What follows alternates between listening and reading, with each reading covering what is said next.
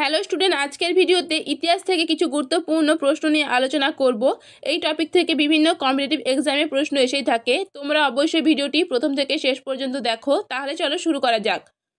প্রথম প্রশ্ন হলো, ভারতের জাতীয় পতাকা গণপরিষদ দ্বারা গৃহীত হয় কত সালে? ভারতের জাতীয় পতাকা গণপরিষদ দ্বারা গৃহীত হয় কত সালে?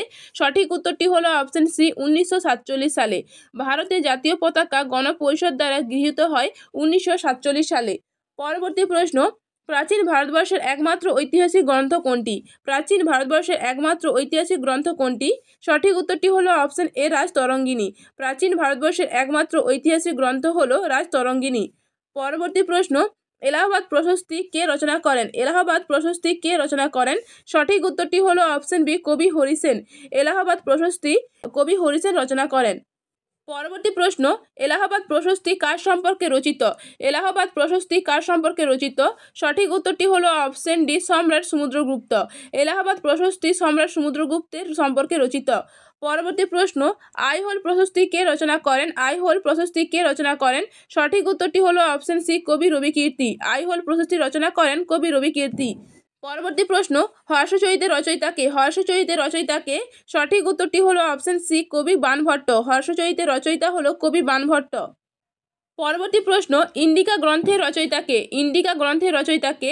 সঠিক উত্তরটি হলো অপশন বি, মেগাস্থিনিস। ইন্ডিকা গ্রন্থের রচয়িতা হলো মেগাস্থিনিস।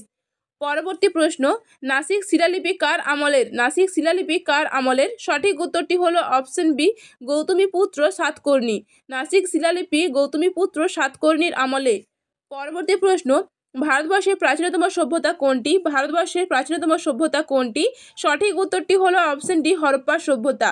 ভারতবর্ষের প্রাচীনতম সভ্যতা হলো হরপ্পা সভ্যতা। পরবর্তী প্রশ্ন, কবে প্রথম মহেঞ্জোদারো নিদর্শন আবিষ্কৃত হয়? কবে প্রথম মহেঞ্জোদারো নিদর্শন আবিষ্কৃত হয়?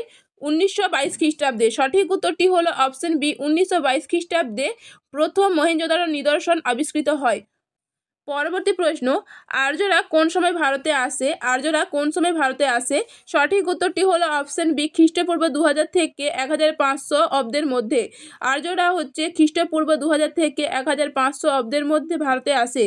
পরবর্তী প্রশ্ন, পৃথিবীর প্রাচীনতম গ্রন্থের নাম কি? পৃথিবীর প্রাচীনতম গ্রন্থের নাম কি? সঠিক উত্তরটি হলো অপশন সি, ঋগ্বেদ। পৃথিবীর প্রাচীনতম গ্রন্থের নাম হলো ঋগ্বেদ। পরবর্তী প্রশ্ন, উপনিষদ কি? উপনিষদ কি? সঠিক উত্তরটি হলো অপশন বি, বেদের শেষ ভাগ বা বেদান্ত। উপনিষদ হলো বেদের শেষ ভাগ বা বেদান্ত। পরবর্তী প্রশ্ন, আর্যদের প্রধান জীবিকা কি ছিল? আর্যদের প্রধান জীবিকা কি ছিল? সঠিক উত্তরটি হলো অপশন বি, কৃষি ও পশুপালন। আর্যদের প্রধান জীবিকা ছিল কৃষি ও পশুপালন। পরবর্তী প্রশ্ন, আর্যদের ব্যবহৃত দুটি মুদ্রার নাম কি? আর্যদের ব্যবহৃত দুটি মুদ্রার নাম কি?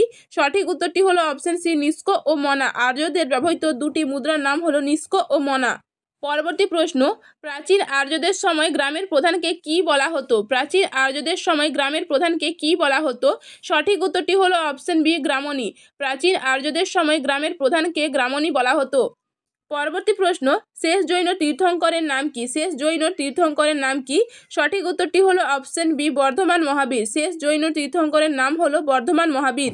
পরবর্তী প্রশ্ন, গৌতম বুদ্ধ কোথায় জন্মগ্রহণ করেন? গৌতম বুদ্ধ কোথায় জন্মগ্রহণ করেন? সঠিক উত্তরটি হলো অপশন সি, লুম্বিনী উদ্যান। গৌতম বুদ্ধ লুম্বিনী উদ্যানে জন্মগ্রহণ করেন। পরবর্তী প্রশ্ন, গৌতম বুদ্ধের জন্মস্থান কোথায় অবস্থিত? গৌতম বুদ্ধের জন্মস্থান কোথায় অবস্থিত? সঠিক উত্তরটি হলো অপশন সি, নেপালে। গৌতম বুদ্ধের জন্মস্থান নেপালে অবস্থিত। পরবর্তী প্রশ্ন, বৌদ্ধদের প্রধান ধর্মগ্রন্থের নাম কি? বৌদ্ধদের প্রধান ধর্মগ্রন্থের নাম কি? সঠিক উত্তরটি হলো অপশন সি, ত্রিপিটক। বৌদ্ধদের প্রধান ধর্মগ্রন্থের নাম হলো ত্রিপিটক। পরবর্তী প্রশ্ন, ত্রিপিটক কোন ভাষায় রচিত? ত্রিপিটক কোন ভাষায় রচিত? সঠিক উত্তরটি হলো অপশন বি, পালি। ত্রিপিটক পালি ভাষায় রচিত। পরবর্তী প্রশ্ন, বিম্বিসার কে ছিলেন? বিম্বিসার কে ছিলেন? সঠিক উত্তরটি হলো অপশন বি, মগধের সিংহাসনে হর্ষঙ্ক বংশের প্রতিষ্ঠাতা। বিম্বিসার ছিলেন মগধের সিংহাসনে হর্ষঙ্ক বংশের প্রতিষ্ঠাতা।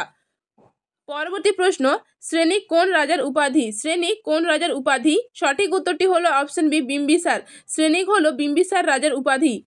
পরবর্তী প্রশ্ন, নন্দবংশ কে প্রতিষ্ঠা করেন? নন্দবংশ কে প্রতিষ্ঠা করেন? সঠিক উত্তরটি হলো অপশন বি, মহাপদ্মনন্দ। নন্দবংশের প্রতিষ্ঠাতা হলেন মহাপদ্মনন্দ। পরবর্তী প্রশ্ন, চন্দ্রগুপ্ত মৌর্য কত খ্রিস্টপূর্বাব্দে সিংহাসনে বসেন? চন্দ্রগুপ্ত মৌর্য কত খ্রিস্টপূর্বাব্দে সিংহাসনে বসেন? সঠিক উত্তরটি হলো অপশন এ 324 খ্রিস্টপূর্বাব্দে। চন্দ্রগুপ্ত মৌর্য 324 খ্রিস্টপূর্বাব্দে সিংহাসনে বসেন। পরবর্তী প্রশ্ন, মৌর্য বংশের শ্রেষ্ঠ সম্রাট কে ছিলেন? মৌর্য বংশের শ্রেষ্ঠ সম্রাট কে ছিলেন? সঠিক উত্তরটি হলো অপশন বি সম্রাট অশোক। মৌর্য বংশের শ্রেষ্ঠ সম্রাট ছিলেন সম্রাট অশোক। পরবর্তী প্রশ্ন, কোন সময়ে অশোকের রাজ্যাভিষেক হয়? কোন সময় অশোকের রাজ্যাভিষেক হয়? সঠিক উত্তরটি হলো অপশন বি খ্রিস্টপূর্ব 273 সময়কালে অশোকের রাজ্যাভিষেক হয়। পরবর্তী প্রশ্ন, মৌর্য বংশের শেষ সম্রাট কে ছিলেন? মৌর্য বংশের শেষ সম্রাট কে ছিলেন? সঠিক উত্তরটি হলো অপশন বি বৃহদ্রথ। মৌর্য বংশের শেষ সম্রাট ছিলেন বৃহদ্রথ। পরবর্তী প্রশ্ন, বুদ্ধ চরিতের রচয়িতাকে? বুদ্ধ চরিতের রচয়িতাকে? সঠিক উত্তরটি হলো অপশন সি কবি অশ্বঘোষ। বুদ্ধ চরিতের রচয়িতা হলো কবি অশ্বঘোষ। পরবর্তী প্রশ্ন, কুষাণ যুগের শ্রেষ্ঠ শিল্প কি? কুষাণ যুগের শ্রেষ্ঠ শিল্প কি? সঠিক উত্তরটি হলো অপশন বি গান্ধার শিল্প। কুষাণ যুগের শ্রেষ্ঠ শিল্প হলো গান্ধার শিল্প। পরবর্তী প্রশ্ন, সাতবাহন বংশের সর্বশ্রেষ্ঠ নরপতিকে? সাতবাহন বংশের সর্বশ্রেষ্ঠ নরপতিকে? সঠিক উত্তরটি হলো অপশন বি গৌতমীপুত্র সাতকর্ণী। সাতবাহন বংশের সর্বশ্রেষ্ঠ নরপতি হলেন গৌতমীপুত্র সাতকর্ণী। পরবর্তী প্রশ্ন, গুপ্ত বংশের প্রতিষ্ঠাতাকে? গুপ্ত বংশের প্রতিষ্ঠাতাকে? সঠিক উত্তরটি হলো অপশন বি শ্রীগুপ্ত। গুপ্ত বংশের প্রতিষ্ঠাতা হলেন শ্রীগুপ্ত। পরবর্তী প্রশ্ন, পরাক্রমাঙ্ক কার উপাধি? পরাক্রমাঙ্ক কার উপাধি? সঠিক উত্তরটি হলো অপশন বি সম্রাট সমুদ্রগুপ্তের উপাধি হলো পরাক্রমাঙ্ক। পরবর্তী প্রশ্ন, ভারতের নেপোলিয়ন কাকে বলা হয়? ভারতের নেপোলিয়ন কাকে বলা হয়? সঠিক উত্তরটি হলো অপশন সি সম্রাট সমুদ্রগুপ্তকে ভারতের নেপোলিয়ন বলা হয়। পরবর্তী প্রশ্ন, কোন গুপ্ত সম্রাট বিক্রমাদিত্য উপাধি গ্রহণ করেন? কোন গুপ্ত সম্রাট বিক্রমাদিত্য উপাধি গ্রহণ করেন? সঠিক উত্তরটি হলো অপশন বি দ্বিতীয় চন্দ্রগুপ্ত। দ্বিতীয় চন্দ্রগুপ্ত বিক্রমাদিত্য উপাধি গ্রহণ করেন। পরবর্তী প্রশ্ন, কোন গুপ্ত সম্রাটের রাজ্যসভায় নবরত্ন ছিল? কোন গুপ্ত সম্রাটের রাজ্যসভায় নবরত্ন ছিল? সঠিক উত্তরটি হলো অপশন সি দ্বিতীয় চন্দ্রগুপ্ত। দ্বিতীয় চন্দ্রগুপ্তের রাজসভায় নবরত্ন ছিল। পরবর্তী প্রশ্ন, কাদম্বরী কাব্যের রচয়িতাকে? কাদম্বরী কাব্যের রচয়িতাকে? সঠিক উত্তরটি হলো অপশন বি বাণভট্ট। কাদম্বরী কাব্যের রচয়িতা হলো বাণভট্ট। পরবর্তী প্রশ্ন, ভারতের ইতিহাসে কোন যুগকে স্বর্ণযুগ বলা হয়? ভারতের ইতিহাসে কোন যুগকে স্বর্ণযুগ বলা হয়? সঠিক উত্তরটি হলো অপশন এ গুপ্ত যুগকে ভারতের ইতিহাসে স্বর্ণযুগ বলা হয়। পরবর্তী প্রশ্ন, দানসাগর ধর্মগ্রন্থের রচয়িতাকে? দানসাগর ধর্মগ্রন্থের রচয়িতাকে? সঠিক উত্তরটি হলো অপশন এ বল্লাল সেন। দানসাগর ধর্মগ্রন্থের রচয়িতা হলো বল্লাল সেন। পরবর্তী প্রশ্ন এবং আজকে শেষ প্রশ্ন হলো, সংস্কৃত নাটক রদ্রাবলী কে লিখেছিলেন? সংস্কৃত নাটক রদ্রাবলী কে লিখেছিলেন? সঠিক উত্তরটি হলো অপশন বি হর্ষবর্ধন। সংস্কৃত নাটক রদ্রাবলী লিখেছিলেন হর্ষবর্ধন। তো ডিয়ার স্টুডেন্ট, তোমাদের ভিডিওটি কেমন লাগলো অবশ্যই কমেন্ট করে জানিও। যদি চ্যানেলে নতুন হয়ে থাকো তাহলে চ্যানেলটি সাবস্ক্রাইব করে আমাদের পাশে থাকো। তোমাদের কোন টপিকের উপর ভিডিও চাই অবশ্যই কমেন্ট করে জানিও। আবারও দেখা হবে পরবর্তী ভিডিওতে।